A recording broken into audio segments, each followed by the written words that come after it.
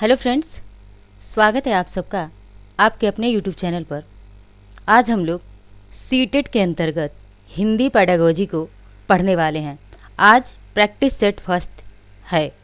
चलिए देखते हैं प्रश्नों को।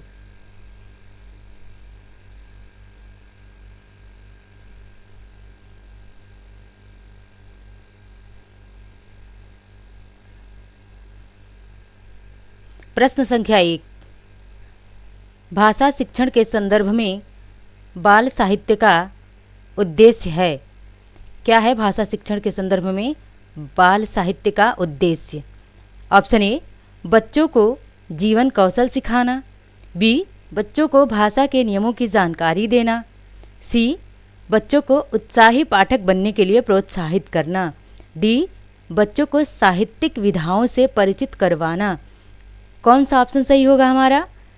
तो इसमें एक ही आंसर जो है, सारे आंसर तो सारे पॉजिटिव दिख रहे हैं, बट इसमें जो है सबसे ज़्यादा एप्रोप्रिएट आंसर अगर कोई दिख रहा है तो वह है हमारा ऑप्शन सी, बच्चों को उत्साही पाठक बनने के लिए प्रोत्साहित करना।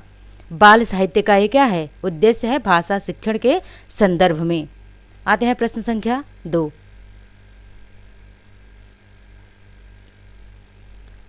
प्रश्न संख्या 2, संदर्भ में व्याकरण का शैक्षिक निहितार्थ है। यानी कि भाषा संदर्भ में जो है व्याकरण का शैक्षिक निहितार्थ क्या है? ऑप्शन ए, व्याकरण का संदर्भ पाठ्य पुस्तक में ही होता है। बी, व्याकरण पाठ के संदर्भ में सिखाया जाता है। पाठ के संदर्भ में व्याकरण जानना जरूरी नहीं है। डी ऑप्शन, व्याकरण और संदर्भ दोनों अलग अलग हैं। तो क्वेश्चन कह रहा है कि भाषा के संदर्भ में व्याकरण का शैक्षिक निहितार्थ क्या है? यह है ऑप्शन बी हमारा राइट आंसर है। व्याकरण पाठ के संदर्भ में क्या किया जाता है? सिखाया जाता है। व्याकरण को हमारे पाठ के संदर्भ में ही सिखाया जाता है।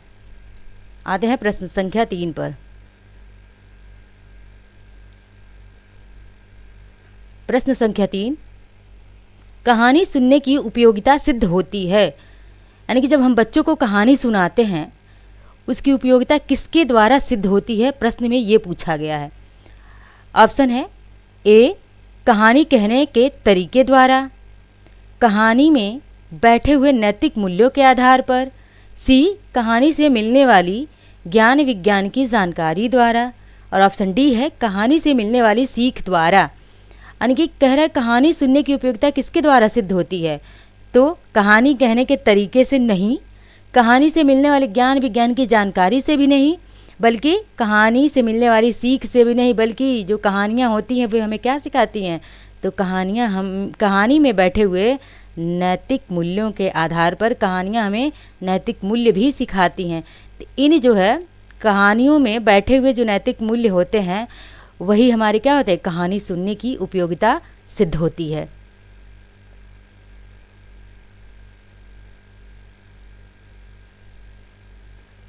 आते हैं प्रश्न संख्या 4 पर। प्रश्न संख्या 4 क्या कहता है? अवलोकन को आकलन का भाग तभी कहा जा सकता है जब अवलोकन, ऑप्शन ए है, प्रतिदिन प्रत्येक बच्चे का किया जा रहा हो। बी, लड़के लड़कियों का अलग अलग किया जा रहा हो। सी, अनिवार्य औपचारिक रूप से किया जा रहा हो। या फिर डी, नियमित रूप से किया जा रहा। अवलोकन का मतलब होता है यानी प्रत्यक्ष रूप से अपनी आंखों के द्वारा देखकर जो भी आकलन किया जाता है उसे ही हम क्या कहते हैं? प्रत्यक्ष अवलोकन कहते हैं। अब प्रत्यक्ष अवलोकन हम या फिर अवलोकन किसे कह सकते हैं? तो भैया प्रतिदिन प्रत्येक बच्चे का किया जा रहा हो ये भी नहीं होगा। लड़के लड़कियों का अलग अलग किया जाए, बिल्कुल नहीं। अनिवार्यतः औपचारिक रूप से किया जाए ये भी नहीं, बल्कि नियमित रूप से। अवलोकन क्या हो? नियमित रूप से किया जाए, वही क्या होता है? अवलोकन को आकलन का भाग हम तभी कह सकते हैं जब नियमित रूप से अवलोकन किया जा रहा हो। सुरभि, प्रश्न संख्या 5 है। सुरभि किसी भी ऐसे शब्द विशेष को बोलने में कठिनाई अनुभव करती है जिसमें 2 से अधिक बार त की आवृत्ति हुई हो। आप उसे, ऑप्शन ए है, ऐसे शब्दों का विकल्प ढूंढ कर देंगे। बी, ऐसे शब्दों को बार बार सुनने के लिए कहेंगे। सी, बोलते समय इस ओर ध्यान न देने की बात कहेंगे। ऑप्शन डी है, त वाले शब्दों को बार बार उच्चारण करवाएंगे। यानी कि सुरभि जो है, एक लड़की सुरभि है जो किसी शब्द विशेष को बोलने में क्या कठिनाई अनुभव कर रही है, और वो शब्द विशेष कौन सा है, तो त वाले शब्दों की, जो जिसमें 2 से अधिक बार त वाले शब्दों की आवृत्ति हुई हो, ऐसे शब्दों को बोलने में सुरभि कठिनाई अनुभव करती है। तो इसके लिए हम क्या करेंगे, इसके लिए हम ऑप्शन डी, त वाले शब्दों को बार बार हम उच्चारित करवाएंगे सुरभि से। अब आते हैं प्रश्न संख्या 6 पर। प्राथमिक स्तर पर भाषा का आकलन करने में सर्वाधिक सहायक है, कौन सा, इसमें से कौन सा है जो प्राथमिक स्तर पर भाषा का आकलन करने में सर्वाधिक सहायक है। Option A portfolio, option B videography, option C लिखित परीक्षा, ऑप्शन डी नाटक का मंचन। यानी कि प्राथमिक स्तर पर, प्राइमरी लेवल पर हम भाषा का जब आकलन करेंगे तो उसमें क्या सर्वाधिक सहायक होगा, तो इसमें सर्वाधिक सहायक होगा ऑप्शन डी, हम नाटक का मंचन करेंगे। छोटे बच्चे जो हैं नाटक का मंचन करने पर ज़्यादा अच्छे से सीख सकेंगे भाषा को। अब आते हैं अगले प्रश्न पर। प्रश्न संख्या 7, यदि तुम्हें डलिया भरकर आम दे दिया जाए तो तुम क्या करोगी। यानी कि किसी लड़की से कहा जा रहा है कि यदि तुम्हें डलिया भरकर आम दे दिया जाए तो तुम क्या करोगी। इस प्रश्न का उद्देश्य है, यह प्रश्न किस उद्देश्य से कहा जा रहा है। ऑप्शन ए बच्चों के अनुभव और चिंतन को स्थान देना, ऑप्शन बी बच्चों की मौखिक परीक्षा लेना, ऑप्शन सी बच्चों को गणित की ओर प्रवृत्त करना, ऑप्शन डी बच्चों को नए शब्दों से परिचित करवाना। तो इसमें अगर क्या कहा जा रहा है कि डलिया भरकर आम दे दिया जा रहा है और इससे कहा जा रहा है कि तुम क्या करोगी, तो इस प्रश्न का उद्देश्य है बच्चों के, ऑप्शन ए सही है कि बच्चों के अनुभव और चिंतन को स्थान दिया जा रहा है।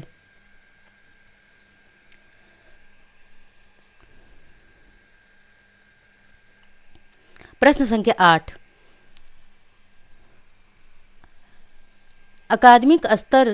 अकादमिक सत्र शुरू होने के 2 माह बाद तक भी कक्षा 4 के विद्यार्थियों को भाषा की पाठ्यपुस्तकें उपलब्ध नहीं कराई जा सकती हैं। ऐसी स्थिति में शिक्षक क्या करेगा।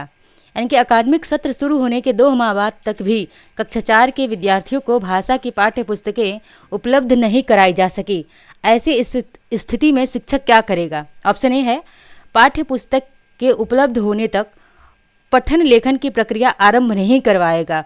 मतलब जब तक पाठ्यपुस्तक नहीं होंगे तब तक वो कुछ पढ़ाई लिखाई नहीं करवाएगा बच्चों को। ऑप्शन बी भाषाई क्षमताओं के विकास के लिए अन्य विषयों की पाठ्यपुस्तकों का प्रयोग करेगा। ऑप्शन सी श्रवण कौशल का अभ्यास करवाते रहें।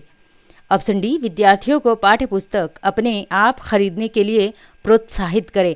इसमें सबसे एप्रोप्रिएट आंसर कौन सा होगा हमारा, ऑप्शन बी होगा कि भाषाई क्षमताओं का विकास करने के लिए हम क्या करेंगे, अन्य विषयों की पाठ्यपुस्तकों का प्रयोग करेंगे। आते हैं प्रश्न संख्या 9, भाषा शून्य में विकसित नहीं होती, इसका शैक्षिक निहितार्थ है कि भाषा सीखने के लिए क्या अनिवार्य है। ए पारिवारिक संवाद, बी सामाजिक अंतःक्रिया, सी विद्यालयी पढ़ाई लिखाई, डी भाषा का प्रयोग। कौन सा इसमें सबसे ज़्यादा एप्रोप्रिएट आंसर लग रहा है कि भाषा शून्य में विकसित नहीं होती है और इसका शैक्षिक निहितार्थ है क्या कि भाषा सीखने के लिए सामाजिक अंतःक्रिया यानी कि सोशल इंटरेक्शन क्या है, बेहद ज़रूरी है भाषा सीखने के लिए। आते हैं प्रश्न संख्या 10,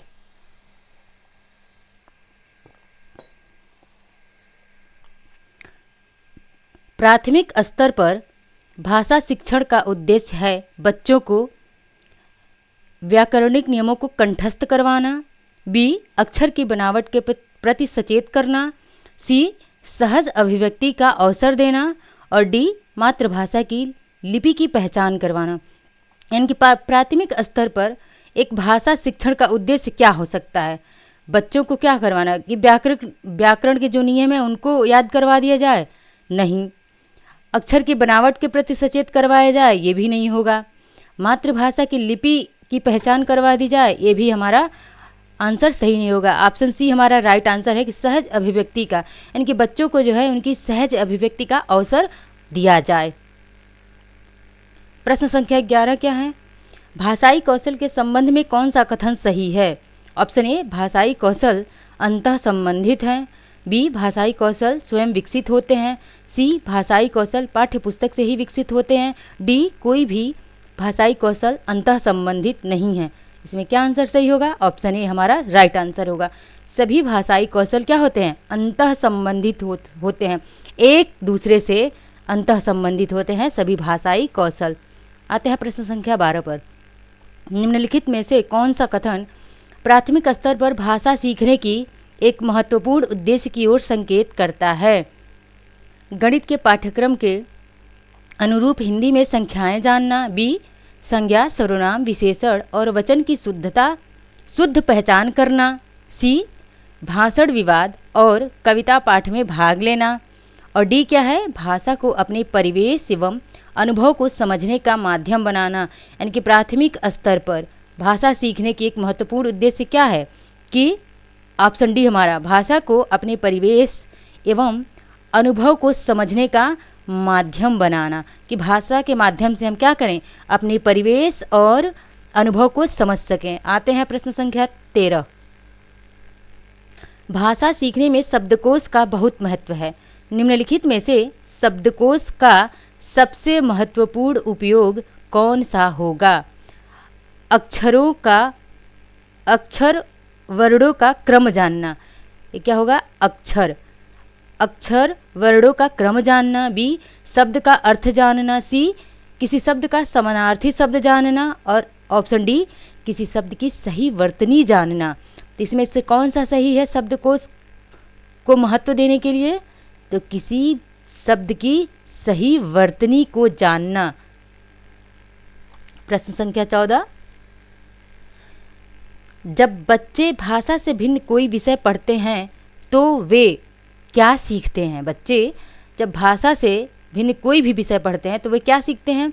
एक साथ साथ भाषा भी सीखते हैं, साथ साथ परीक्षा की तैयारी भी करते हैं, केवल अवधारणा ही बना पाते हैं, केवल विषय ही पढ़ते हैं। यानी कि जब बच्चे भाषा से भिन्न कोई भी विषय पढ़ेंगे तो वे साथ साथ क्या करेंगे? भाषा भी सीखेंगे, क्योंकि अन्य विषयों से भी हम भाषा सीख सकते हैं। अब आते हैं अंतिम प्रश्न, प्रश्न संख्या 15। प्रश्न संख्या 15 क्या कह रहा है? व्याकरण का संदर्भ पाठ्य पुस्तक में ही निहित होता है। व्याकरण का संदर्भ पाठ्य पुस्तक में निहितार्थ है। व्याकरण बी है व्याकरण पाठ के संदर्भ में सिखाया जाता है, सी है पाठ के संदर्भ में व्याकरण जानना जरूरी नहीं है। कौन सा हमारा आंसर सही होगा इसमें? एक बार और प्रश्न को पढ़ते हैं।